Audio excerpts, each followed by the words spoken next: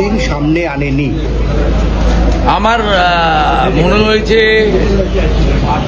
যে শহীদ পরিবারের প্রতি তার উদাসীনতা, উন্নাসিকতা, নইলে কেউ এরকম অপরাধ করে 25 লক্ষ টাকা কমিশন দেওয়ার পরে তাদেরকে 2 লক্ষ টাকা দিয়েছে, 5 লক্ষ টাকা আহতদের দেওয়ার কথা বলেছে, 15,000 টাকা দিয়েছে।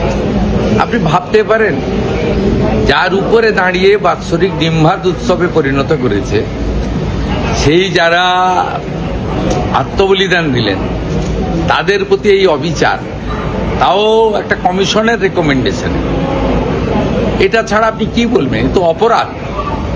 দ্বিতীয়ত হচ্ছে, সুশান্ত চ্যাটার্জি নিজে বলছেন তার রিপোর্টে যে কোনো তথ্য আমাকে দেওয়া হয়নি রাইটার্স থেকে।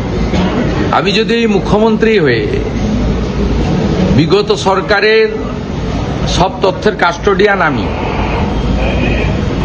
যে কেউ আরটিআইয়ের মধ্যে দিয়ে চাইলে পেতে পারে, আমরা মনে করলে প্রকাশ করতে পারি, কোনো হাইকোর্ট সুপ্রিম কোর্ট যদি তদন্ত করে রিপোর্ট চায় আমি দিতে বাধ্য, যদি খুঁজে না পাওয়া যায় তৎকালীন যে দায়িত্বে ছিলে তার বিরুদ্ধে এফআইআর করতে আমি বাধ্য। কোনো তথ্য কাগজই দেয়নি, এবং সবচেয়ে বড় উইটনেস হিসেবে দাবি করেন প্রাক্তন মুখ্যমন্ত্রী মমতা ব্যানার্জি, তিনি নিজে সাক্ষ্য দিতে চাননি। তাকে তো কমিশনে যাওয়ার দরকার ছিল না।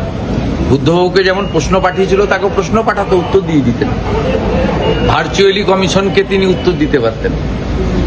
তিনি নিজে অ্যাপিয়ার হননি। আর সবচেয়ে বড় প্রামাণ্য হচ্ছে প্রয়াত পঙ্কজ বন্দ্যোপাধ্যায় বলেছেন যে আমাকে ডাকা সত্ত্বেও যাননি।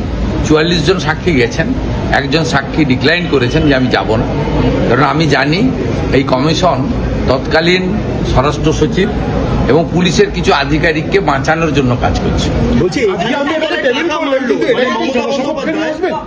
না, জনসমক্ষে তো এইভাবে হয় না। যারা বিধায়করা জানতে চাইবেন তারা করবেন।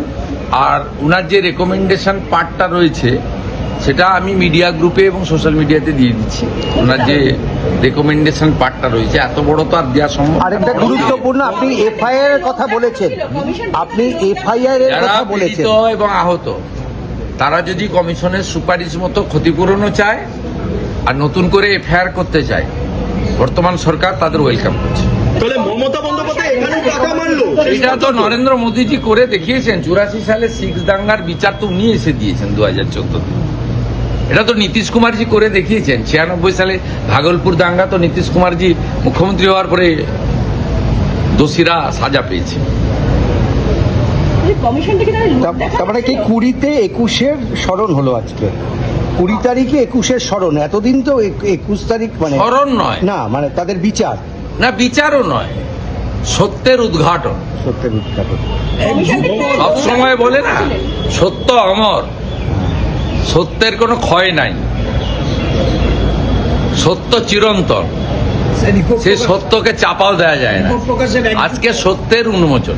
বলছি, তাহলে মমতা বন্দ্যোপাধ্যায় এখান দিয়েও টাকা মারলেন শেষ পর্যন্ত, মানে এটাও বাকি ছিল? এটা আমার মুখ থেকে না বলে, যে 12 জন চিহ্নিত হয়েছে, শনাক্ত হয়েছে, একটা দুটো বডি মনে শনাক্ত হয়নি, তাদের পরিবারের কাছ থেকে জানলেই ভালো যদি তারা বলতে চান। আমি যা বলেছি সুশান্ত চ্যাটার্জির রেকমেন্ডেশন এবং implementation, as a chief minister house চললে বাইরে বলা যায় না, হাউসে বলেছি। এবং যে সদস্য চাইবে অ্যাপ্লিকেশন করে কপি ফটোকপি লুকিয়ে রাখার কারণটা কাল ভিক্টোরিয়ার সামনে যিনি আসবেন তাকে জিজ্ঞেস করলেই বলতে পারবেন। আমি ফোন করে রিঅ্যাকশনস নিলাম, আপনাকে সমর্থন জানাচ্ছেন, তারা এফআইআর পর্যন্ত করবেন আপনার বক্তব্য মতো, এবং তারা আবেদন। আমি আপনার কাছ থেকে শুনে তো বলবো না, কান দিয়ে দেখতে নি।